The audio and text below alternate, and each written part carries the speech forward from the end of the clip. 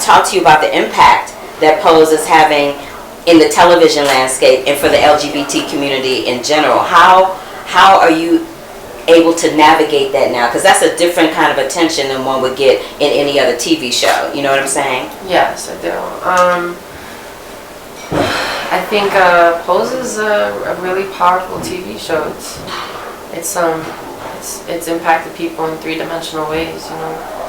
And I mean, when I say three-dimensional ways, I mean in multi-dimensional ways. Like, it's not like when you watch a TV show and the action is good, or like the drama is good, or like that argument was interesting, or like, you know, it's like this is something that really influenced the way people see each other in ways that reduce harm, both by the self and by others. You know, this is something that brought families together.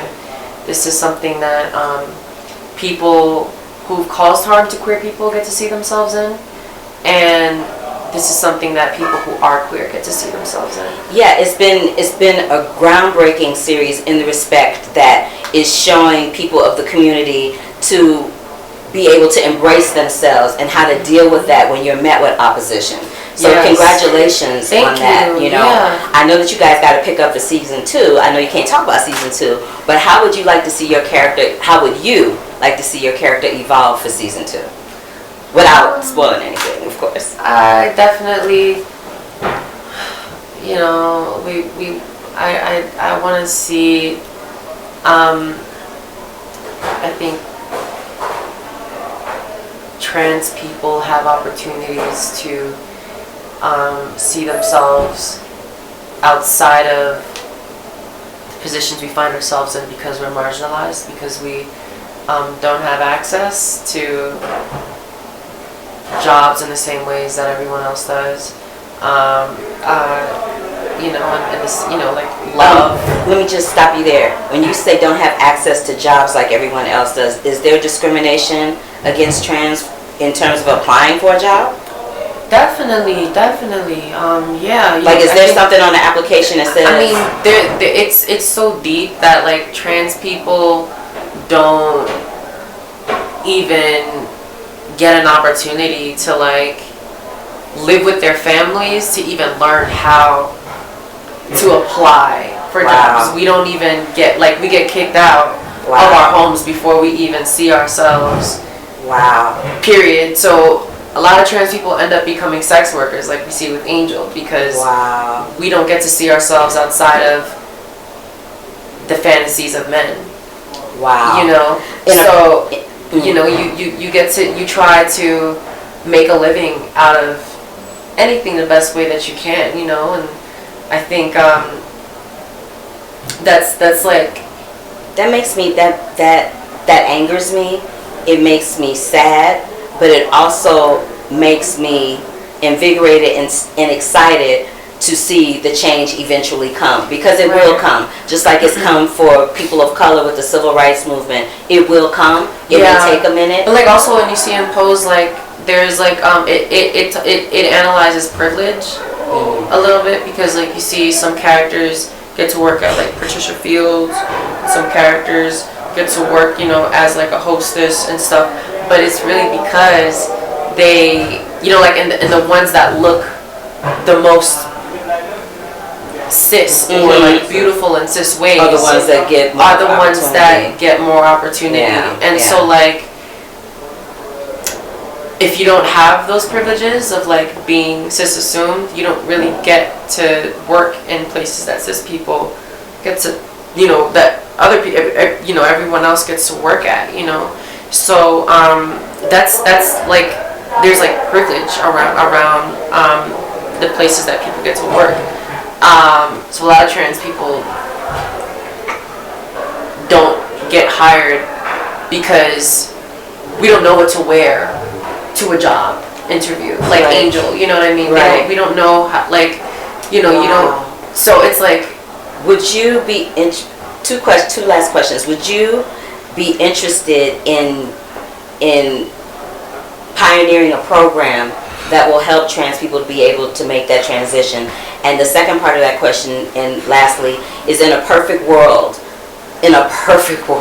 or even in a better world, if we could make the current administration flip their mindset around everything that they think, and even the people that follow them or support them, if we could make them flip that around, what is the one thing that you would hope they could do to honor and inspire and encourage the trans community to make a better transition into life in that respect? So like there's two things. The first thing I think is that we need to not expect trans people to have to change anything about themselves to gain opportunity. I think the change needs to happen in the spaces where people are doing the hiring. I think that's where the transition needs to happen. Mm-hmm. People need to change the way they hire people Mm-hmm. and how they judge people before they hire them.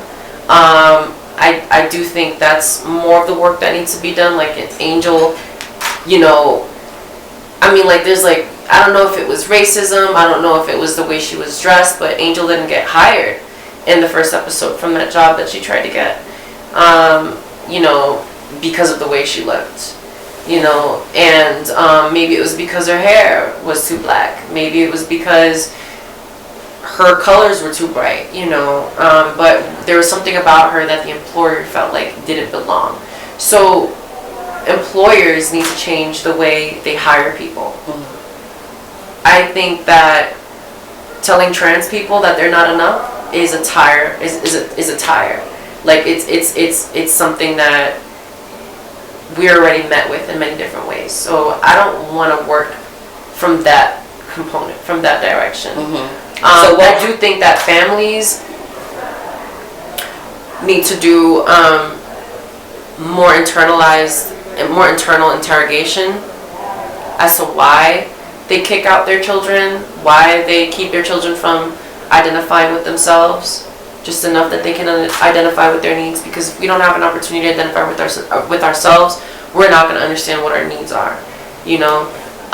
And so that's that part. I would love to create a program to help trans people to gain. I mean, there are already many programs that I want to empower, actually, yes, as opposed to just creating more. I would love to empower these programs that already help trans people to access needs. Like, is there one in particular you have in mind?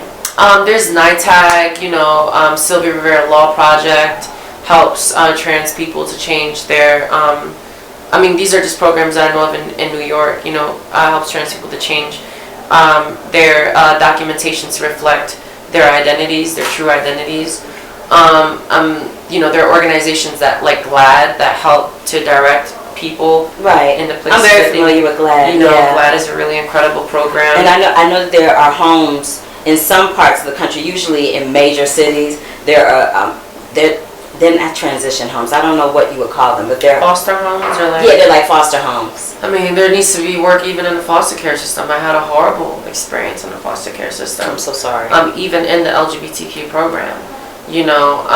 So I think people who are hired, there needs to be more screening. People need to be more thoroughly educated.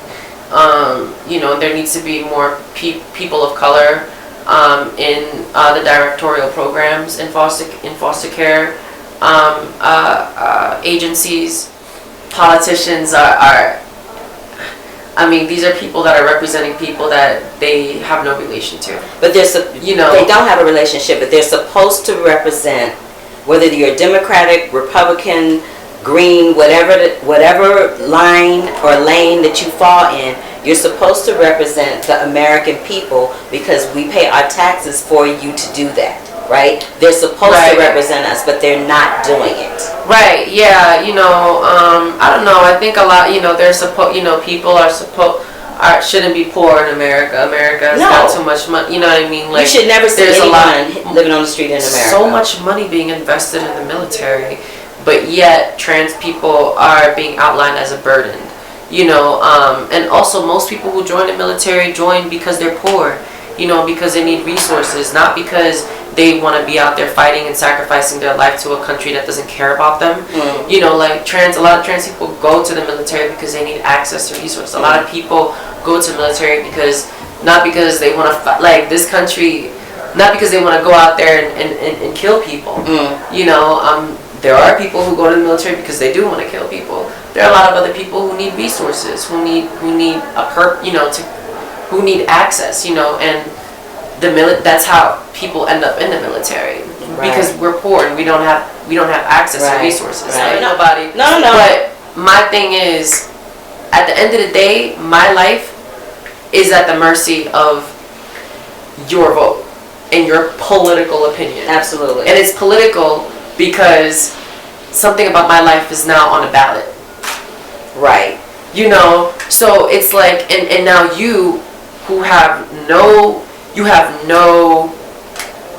experience in what I'm going through, now you're voting on my right for something. Right. So now I have to labor myself in humanizing myself. I have to humanize myself. I have to do so much work to sell myself as a human being, to convince you to let me have the same privilege of love, freedom, and safety as you do, and access. So that's the issue that we see with marginalized people, and look, Stacey Abrams should have been the governor of Atlanta. Girl, we ain't even gonna get on that subject because we could talk about that all day. Stacey Abrams should have been the governor of Atlanta.